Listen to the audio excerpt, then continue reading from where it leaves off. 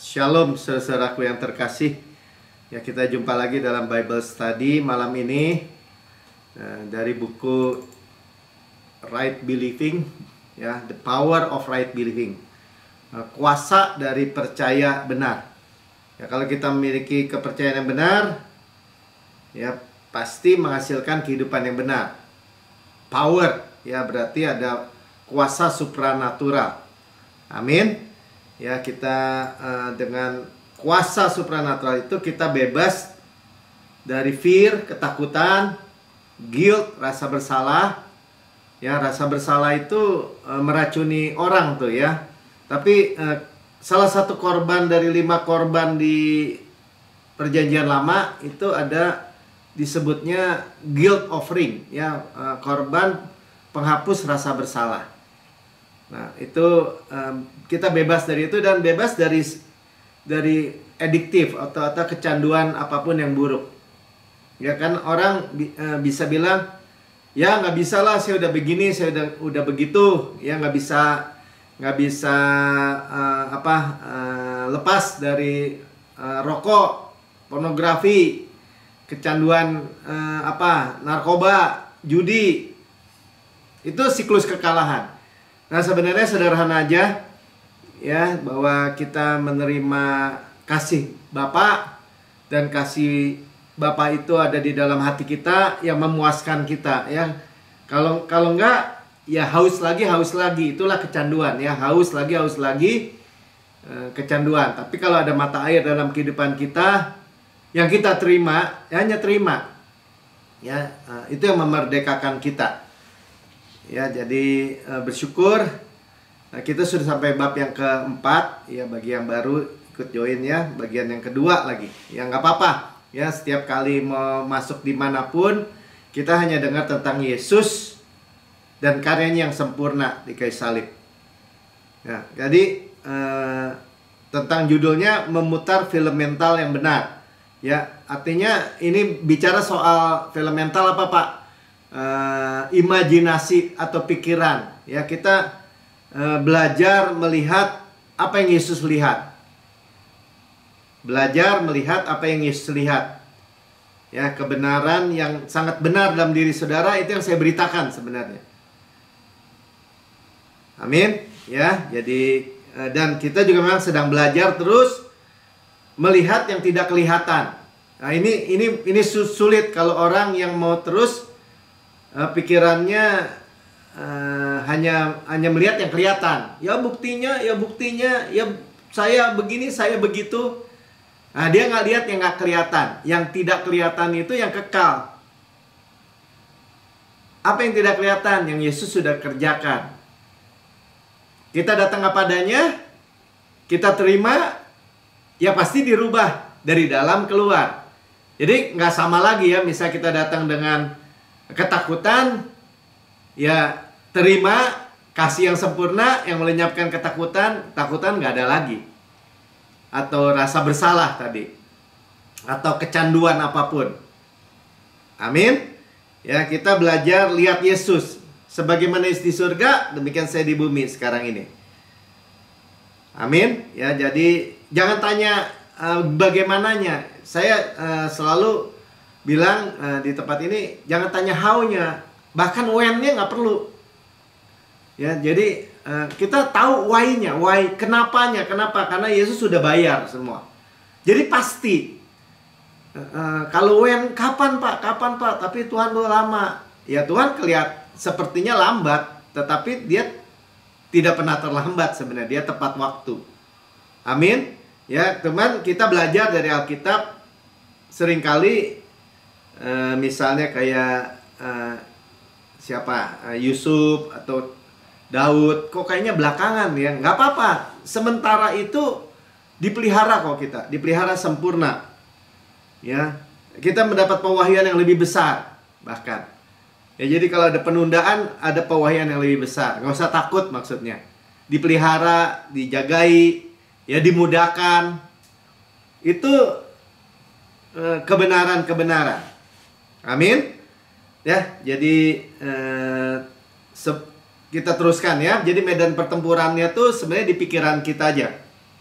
Ya, jadi kalau panah-panah musuh dari luar, kita nggak, cuman memang dia pakai kata-kata saya. Jadi seolah-olah kayaknya pikiran kita sendiri, bukan. Misalnya gini, musuh nggak bilang gini, kamu bodoh, enggak. Dia pakai kata-kata saya bodoh gitu, atau saya miskin, saya penyakitan, saya sudah tua. Nah, pakai kata itu, tapi dari luar itu sebenarnya. Ya, saudara sadari aja. Amin. Ya, jadi nggak perlu ragu ya, kita memiliki imajinasi atau melihat apa yang Yesus lihat. Ya, makanya imajinasi itu pikiran, sama-sama katakan pikiran. Ya, mulai dari Filipi 4, nanti Mika keluarin ya. Semua yang benar, semua yang mulia, semua yang adil, semua yang suci, semua yang manis, semua yang sedap didengar, disebut kebajikan. Pikirkan semua itu. Nah, itu kan kalau tadi di Filipi 4 bagian pertama bilang jadi akhirnya gitu ya. Jadi akhirnya pikirkan semua itu.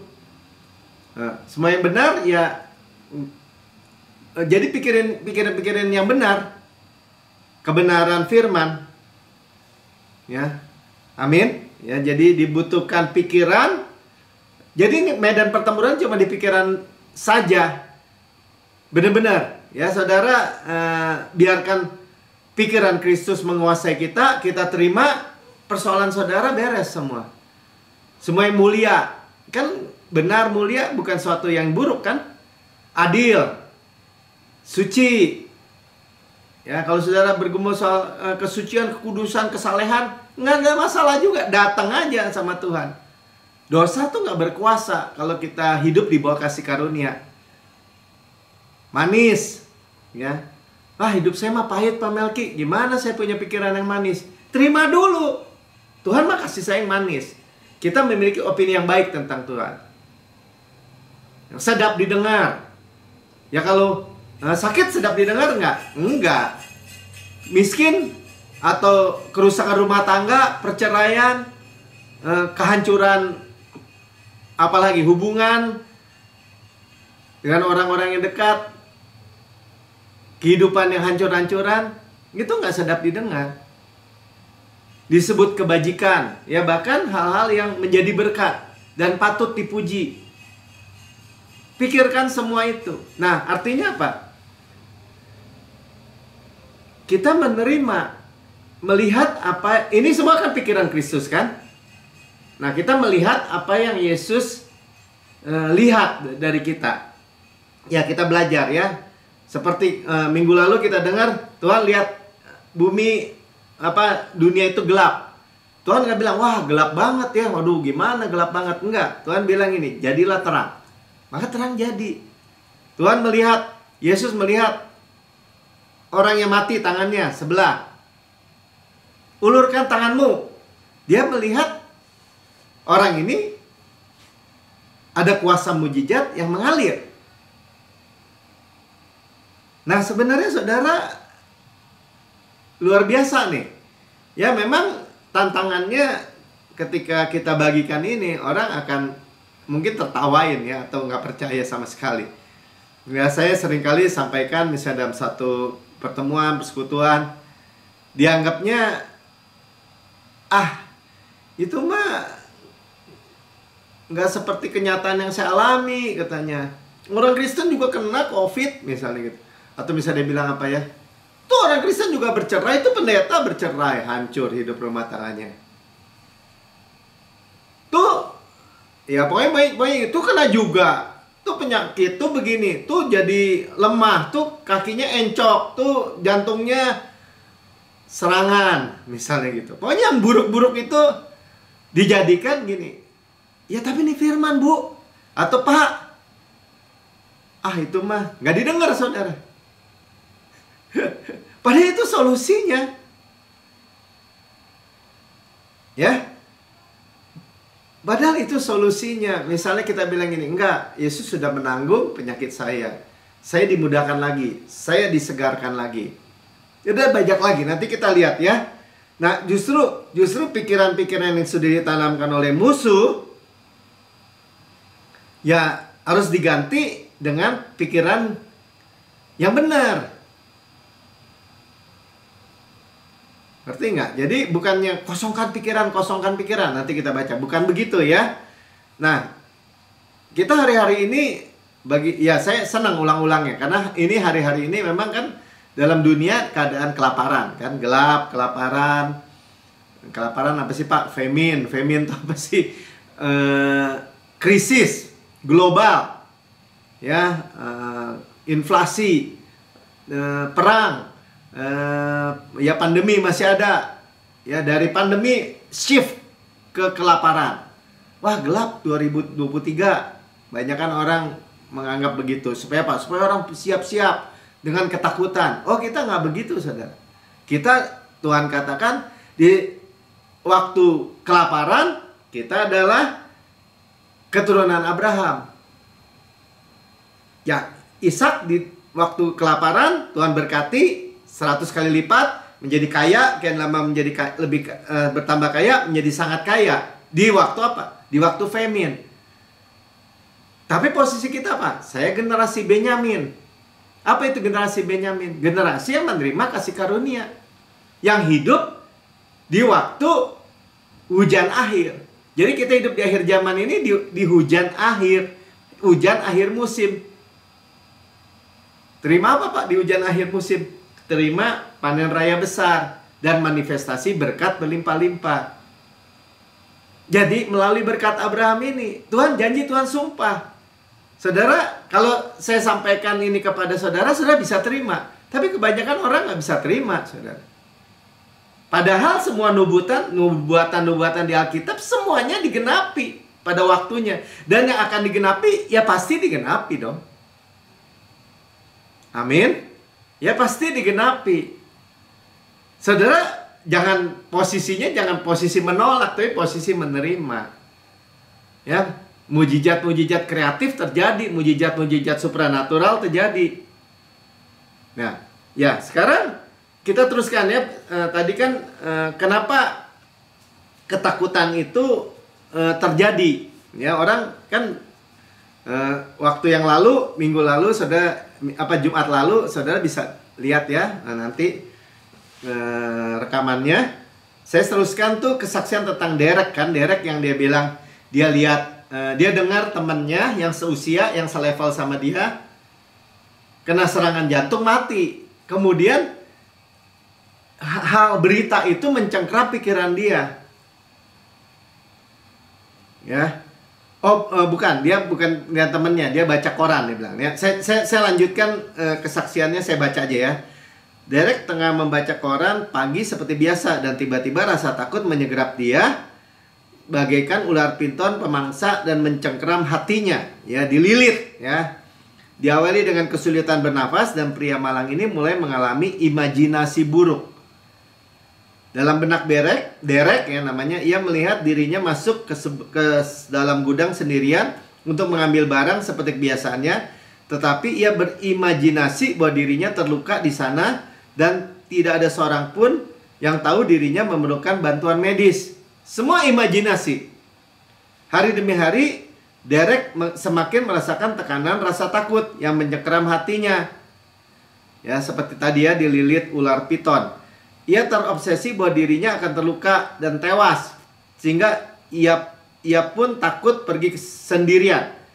Tak ayal lagi, Derek terjerumus ke dalam tekanan mental yang buruk. Bayangan-bayangan dirinya yang terluka berputar dalam benaknya seperti film horor dalam slow motion, ya, gerak lambat. Lalu ia mengalami serangan kecemasan parah. Ketika masalah kesulitan bernapas menjadi lebih parah, Derek memeriksa dirinya ke rumah sakit. Yakin bahwa dirinya sakit parah, datang ke rumah sakit dia. Namun setelah menjalani berbagai tes, dokter berkata, Anda tidak menderita penyakit jantung. Anda memiliki masalah kecemasan di pikiran. Tolong berikan tempat tidur rumah sakit ini kepada orang lain yang benar-benar terkena penyakit jantung. Tadinya ia adalah seorang pria yang kuat dan sehat, namun kemudian Derek ambruk karena tekanan lilitan ular. Syukurlah seorang sukarelawan penerima tamu pada hari Minggu di gereja mengundang Derek untuk menghadiri salah satu pertemuan kelompok kami. Ya, cell group nih. seperti ini ya. Derek bercerita kepada saya bahwa pemimpin kelompok sel menyarankan bahwa agar ia membaca firman Tuhan setiap pagi dan berdoa dalam roh selama 30 menit setiap hari sementara berkendara ke tempat kerja. Saya mendengarkan khotbah Anda, Joseph Rin ya, berulang kali di mobil. Ucap Derek mengisahkan kesaksiannya. Dalam salah satu khotbah Anda berkata untuk berfokus pada firman Tuhan dan bukan pada masalah saya. Ya, jadi mental kita, mindset kita fokus kepada Yesus, kasih karunia. Sama-sama dengan kasih karunia, supply. Ya, jangan fokus kepada diri atau tuntutan. Itu pesannya ya. Anda berkata untuk fokus pada dan itulah yang saya lakukan. Saya mulai berpaling dari pikiran-pikiran gelap dan membiarkan cahaya terang firman Yesus masuk ke dalam situasi yang saya hadapi. Sahabat, percayakan Anda bahwa pikiran Tuhan lebih besar daripada pikiran iblis? Nah, ini jaminan kita. Tahukah bahwa cahayanya lebih besar daripada kegelapan manapun? Ya. Bayangkan diri Anda berjalan ke dalam ruangan yang sangat gelap. Ketika Anda menyalakan lampu, apakah kegelapan mengalahkan cahaya atau cahaya melenyapkan kegelapan? Ya, jawabannya jelas ya. Gelap sama terang dalam satu ruangan, ya gelap pasti kalah. Amin. Ya, jadi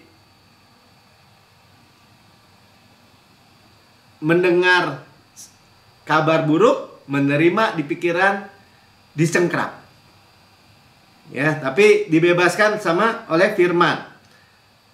Ibrani 13 ayat 5 bagian B.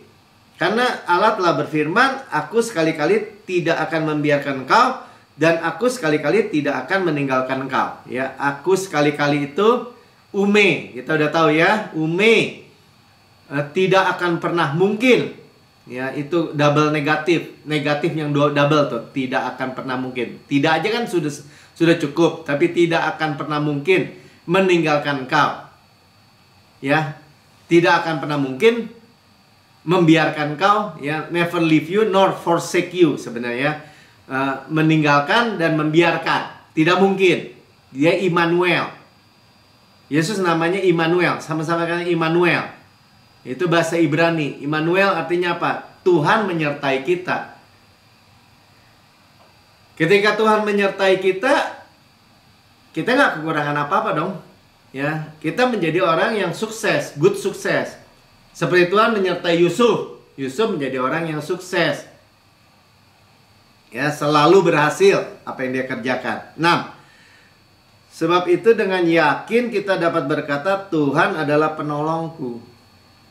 Ya, aku tidak akan takut apakah yang dapat dilakukan manusia terhadap aku. Ya, ataukah yang dapat dilakukan iblis, kegelapan terhadap aku. Nggak bisa. Yakin. Tuhan menolongku, aku tidak akan takut. Ya, jadi jangan kalau didengar firman seperti ini, kita terima aja, saya terima. Ya, bukan roh ketakutan, tapi kasih yang sempurna. Ya, saya terima. Tuhan menyertai saya, penolong saya. Saya tidak takut. Ya, tapi nggak bisa loh. Ini pandemi masih begini. Ini masih begini. Ini lihat aja berita. Ini naik lagi loh. Nah, misal, kamu kalau nggak punya yang kaya aja tuh bangkrut tuh. Nah, misalnya seperti itu. Itu rumah tangganya bercerai, hancur. Nah, orang tuh kadang-kadang iya ya. Lebih iyain yang itu. Bukan mengaminkan, bukan yakin akan firman Tuhan. Jadi kita harus ganti, sama-sama kan ganti pikiran-pikiran negatif dengan pikiran Tuhan. Ya. Pikiran Tuhan itu di atas pikiran positif bahkan. Amin. Gantinya di mana? Ya praktisnya di mana? Ya ketika kita tadi di mobil, si Derek di mobil sambil dengerin firman atau memperkatakan, atau di kamar mandi, kan saya sudah bilang. Ya, sambil mandi aja kita perkatakan. Ya, tubuh berkualitas, hidup berkualitas, pikiran Kristus, rambut nggak jatuh satu ke tanah kalau Tuhan nggak mengendaki. Kan semakin banyak, saudara. Amin. Ya, jadi cara Tuhan itu bukan kita suruh coba hapus pikiran negatif, coba hapus. Bukan begitu. Atau kosongkan pikiran, bukan. Cara Tuhan itu mengisi pikiran kita dengan pikiran-pikiran yang segar, yang kuat, yang menyelamatkan. Seperti hari ini saudara dengar. Terus putar aja nanti rekamannya misalnya. Amin. Ya, jadi pikiran yang benar, yang mulia, yang adil, yang suci, yang manis, yang sedap didengar, yang disebut kebajikan dan patut dipuji menjadi pikiran saya. Tapi Pak, saya belum hafal. Ya bilang aja, saya memiliki pikiran Kristus. Menghadapi apapun, Christ is my wisdom. Kristus adalah hikmat saya. Menghadapi apapun, kalau udah Kristus adalah hikmat saya, beres, saudara. Amin. Ya, jadi ganti. Saya adalah kebenaran Allah dalam Kristus, misalnya. Saya adalah kebenaran Allah dalam Kristus. Saya terima kebenaran Dia. Itu satu kalimat itu menyelesaikan semua masalah apapun. Amin. Ya. Jadi bukan mengosongkan pikiran, mulai merenungkan misalnya tentang kesembuhan ya. Kita udah tahu Yesaya 53 ayat 4. Tetapi sesungguhnya penyakit kita lah yang ditanggungnya dan kesengsaraan kita yang dipikulnya. Padahal ya kita mengira dia kena tulah, dipukul dan tindas Allah. Sebenarnya orang Kristen nggak perlu lagi memikul atau menanggung sakit, penyakit. Yesus dicambuk habis, tersingkap tulang-tulangnya. Ya, habis-habisan diremukan supaya kita utuh, supaya kita sehat. Dia menanggung sakit kita dan penyakit kita. Sama-sama katakan, Yesus telah menanggung sakit kita dan penyakit kita. Ya, penyakit apapun, wabah apapun, pandemi apapun, dan sakit. Ya kemarin Pak Melki buktinya kena positif gini. Tetap saya bilang Kristus adalah kesehatan saya. Ya tapi kan sempat sakit.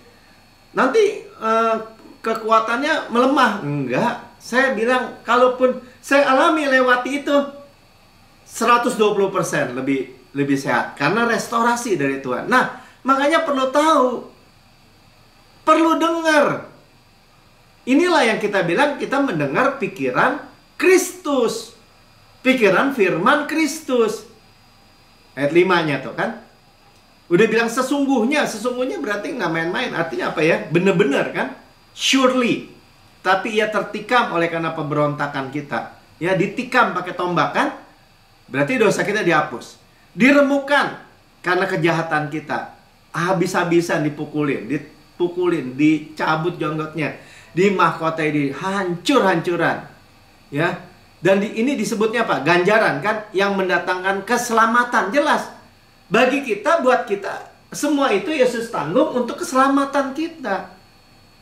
Kan ditimpa kepada Dia. Sudah ditimpa. Berarti nggak ditimpa ke saya. Saya selamat.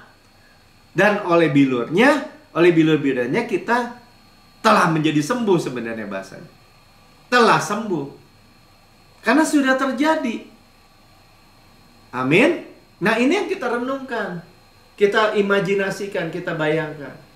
Sudah ditanggung. Aduh sakit nih pinggang nih. Udah ditanggung. Aduh. Kok rasanya jantung deg-degan nih. Saya memiliki jantung Kristus. Sudah ditanggung. Amin. Ya. Dan bahkan Mazmur 91 ayat 16 katakan gini. Dengan panjang umur ku kenyangkan dia. Ya mungkin kita udah pernah dengar. Gak bisa Pak. Hidup orang di tangan Tuhan. Tuhan yang memberi, Tuhan yang mengambil. Misalnya begitu kan. Umur manusia 70, paling kuat 80. Itu kan firman kan? Iya firman. 70-80 itu di padang gurun, di bawah penghukuman, di bawah kutuk. Tapi di Mazmur yang satu urutan, ya. Ini kan Mazmur Musa nih. Tadi Mazmur 90, ini Mazmur 91-nya bagian terakhir dia bilang dengan panjang umur, long life. Ku kenyangkan engkau. Jadi umur di tangan siapa? Di tangan engkau sendiri. Enggak dong Pak, tangan Tuhan dong. Kita nggak bisa tahu dong. Karena apa? Karena udah diracunin dengan pikiran yang tradisional itu, tradisi turun-temurun. Orang agama apa juga bilangnya begitu. Kalau di rumah duka selalu khotbahnya begitu. Sampai yang khotbah bilang gini, saya ini umur 60 nih ya. Ya paling lama saya juga 10 tahun lagi katanya. Ya lebih-lebih 20 tahun deh. Dia bilangnya begitu. Padahal Tuhan bilang apa? Dengan panjang umur, I will satisfy you. Ku kenyangkan engkau. Siapa yang kenyang? Yang dikasih makan ya kita. Saudara mau umur berapa? Dan kenyang itu bicara apa? Bicara puas. Bukan, iya Pak, saya jangan didoain panjang umur Pak. Kenapa? Saya udah bosan hidup katanya. Saya udah gak mau lagi. Ada yang begitu, ada. Gak lama meninggal emang. Gak maunya begitu. Dibuka Mik. Ya. Karena apa? Akan kuperlihatkan Yesua keselamatan terus. Ya bahasa kalau di salvation itu Yesua bahasa Ibraninya. Bahasa Yunaninya soteria, kita udah tahu. Tuhan memberikan kita hidup yang berkualitas, keselamatan, utuh tuh keselamatan soteria itu, segala aspek. Jadi jangan takut saudara percaya begini. Tapi Pak, kan kemarin dia ada orang gitu ya, komplain aja gitu. Udah saya sampaikan begini, udah ayat yang udah begitu jelas, tinggal baca aja, tinggal aminkan, tinggal terima. Dia bilang, tapi nggak sesuai dengan kenyataan loh. Itu mah khayal di awang-awang. Mana bisa sih? Ya, kalau orang udah tua, temannya pada datang, Pak, katanya. Saya pikir temannya, teman reuni gitu, bukan. Penyakit dia bilang. Nah, teman-teman pada datang tuh. Sakit tulang, sakit kaki, Alzheimer, apa aja dia sebut deh. Saya udah nggak dengar lagi. Sambil ketawa gitu. Ya lu aja, dalam hati saya bilang gitu. Itulah pikiran-pikiran yang sudah ditanamkan, yang sudah turun-temurun, bahkan di gereja disampaikan. Kenapa? Karena melihat yang kelihatan. Maka kan kemarin protes gitu kan, ada orang bilang, ya tuh semua tuh pendeta kalau khotbah Mazmur 91 ayat yang ke-7, 1000 rebah di kiri, 10.000 sebah di kanan, tapi tidak menimpa. Buktinya kena Pak Melki. Nah saudara kalau udah keracunan begitu tuh, mestinya saudara bilang gini, 1000 rebah di sebelah kiri, 10.000 di sebelah kanan. Yang dekat, yang jauh. Ya tetapi itu tidak akan menimpa saya. Ya tapi, nggak pakai tapi, berdiri teguh. Bisa kena nggak? Nggak bisa. Kenapa? God cannot lie. Pak, nanti Bapak orang kecewa loh kalau kena. Kan saya juga bilang, kalau sakit juga tetap bilang. Oleh biru-birunya saya sudah sembuh, ya terus aja berdiri. Ya tapi, gitu kan. Kalau udah seolah-olah yang kelihatan, yang kenyataan yang kelihatan itu menantang kebenaran, saudara pilih kebenaran. Teguh aja berdiri. Pasti. Ya, kalaupun harus lewat karena salah jalan kita lewat lembah kekelaman, tetap nggak ditinggalkan tadi. Gak ada tongkatku akan menyertai. Benar, saudara, benar. Ya, jadi kita lihat diri kita, imajinasi diri kita sehat, segar, ya seperti tadi pohon ditanam di tepi aliran air, daunnya tetap hijau, segar, evergreen, ya kuat, main dengan anak-anak, liburan. Saudara, semua yang baik itu yang Tuhan sediakan. Amin. Ya. Nah, jadi fokus pikiran kita kepada Yesus. Ya. Nah, teguh berdiri. Nah, dikatakan saya katakan ya, Yesaya 26 ayat yang ke-3. Yang hatinya teguh kujagai dengan damai sejahtera. Jadi sebenarnya kan kita cuma jaga hati doang kan. Withstand, teguh gitu. Nah, Tuhan jaga dengan apa? Dengan shalom. Sama seperti soteria kan, shalom, damai di pikiran, kesehatan, kemakmuran, keutuhan segala aspek, kemenangan, ya. Amin.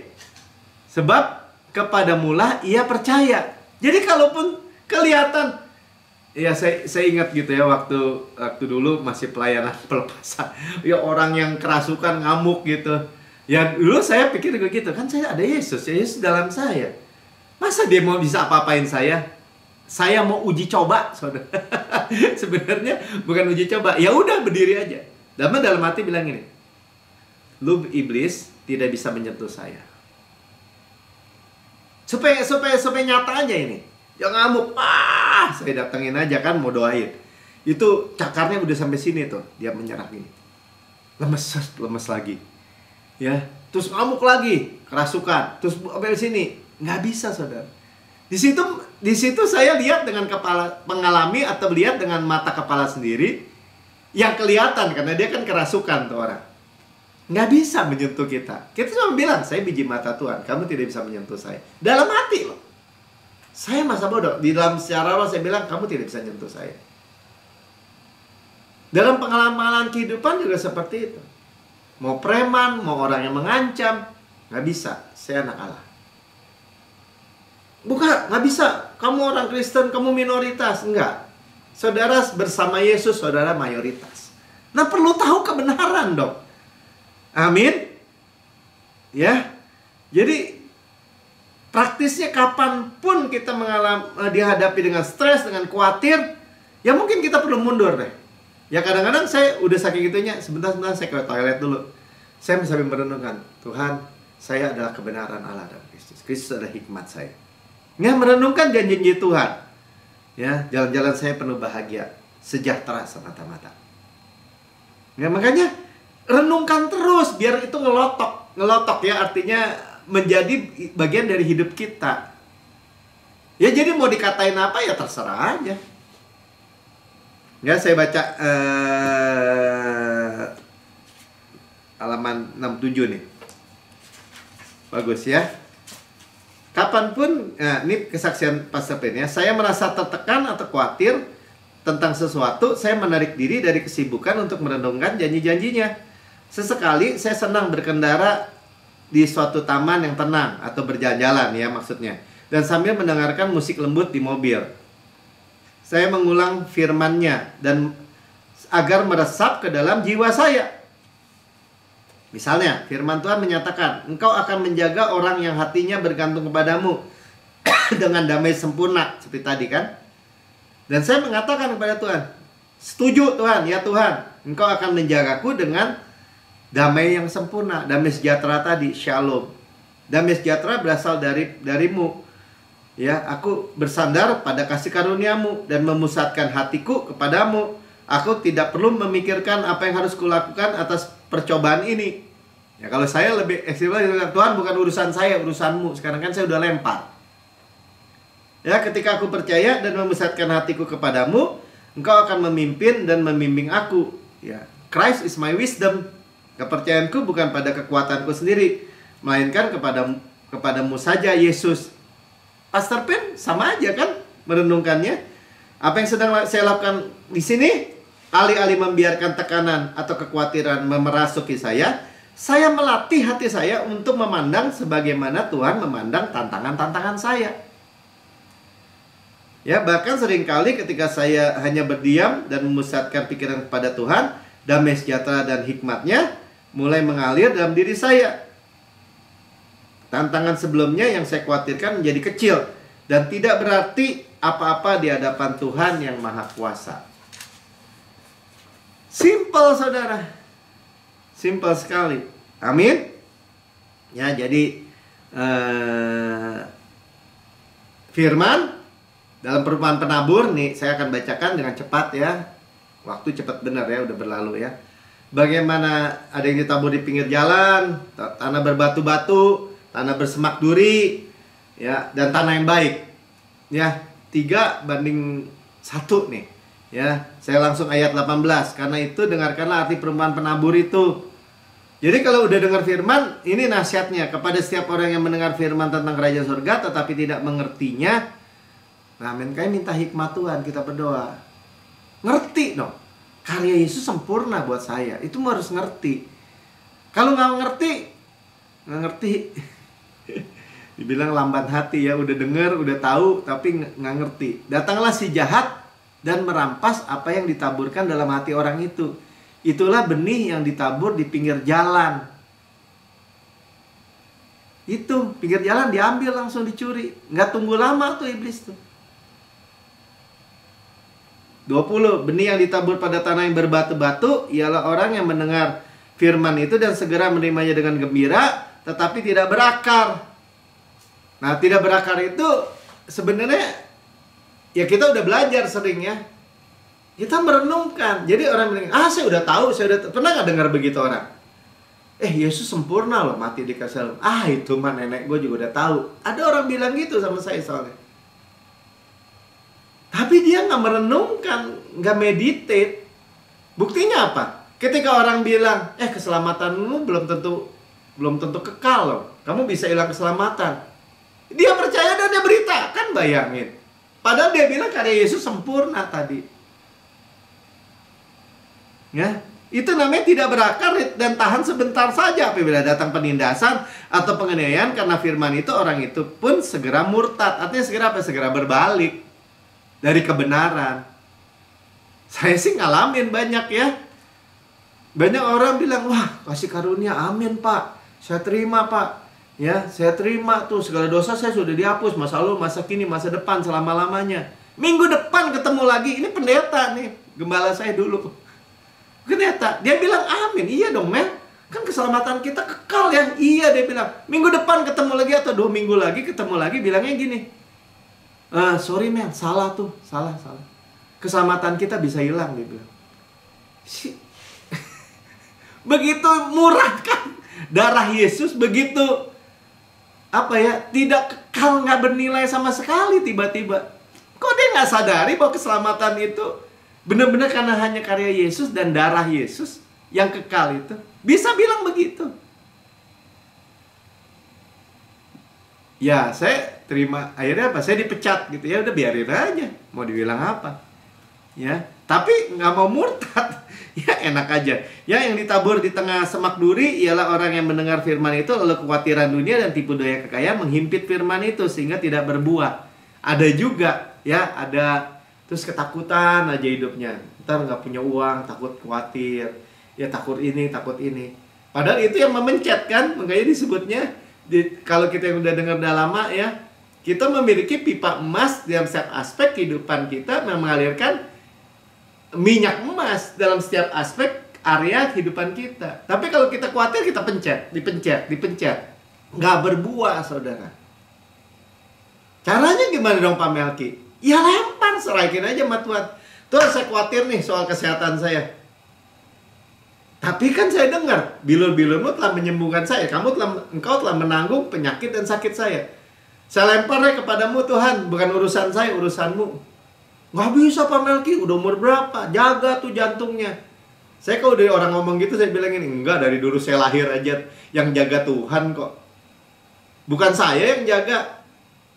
Tapi bukan berarti kan saya makan sembarangan. Enggak kan? Ngapa urusannya? Ya makan-makan aja yang biasa. Berdoa, bersyukur.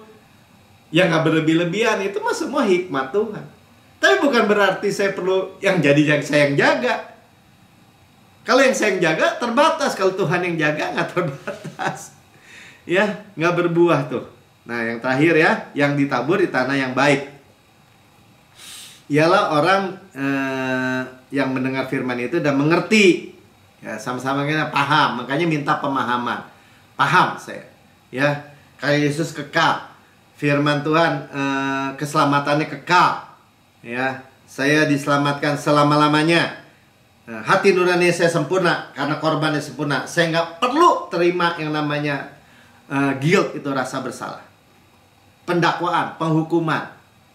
Nggak bisa Pak. Kalau salah itu harus tahu tuh kesalahannya. Harus benar-benar dipencet sampai dia itu nangis-nangis minta ampun. Baru dia bertobat. Itu cara dunia, saudara. Ya, kalau mendengar firman dan mengerti karena itu ya berbuah. 100 kali lipat, 60 kali lipat, 30 kali lipat. Ya, jadi sangat penting terus mendengar firman Tuhan. Ya, Kolose 3 ayat 16. Hendaklah perkataan Kristus diam dengan segala kekayaannya di antara kamu. Terus terima. Amin. Ya, saya nggak panjang lebarkan firman malam ini. Saudara mendengar firman Tuhan melalui rekaman YouTube. Namun saudara berkata, saya belum pernah menerima Yesus sebagai Tuhan dan Juru Selamat pribadi. Ini kesempatan saudara. Ya, ikuti saya berdoa untuk terima Yesus. Katakan, saya mau terima Yesus.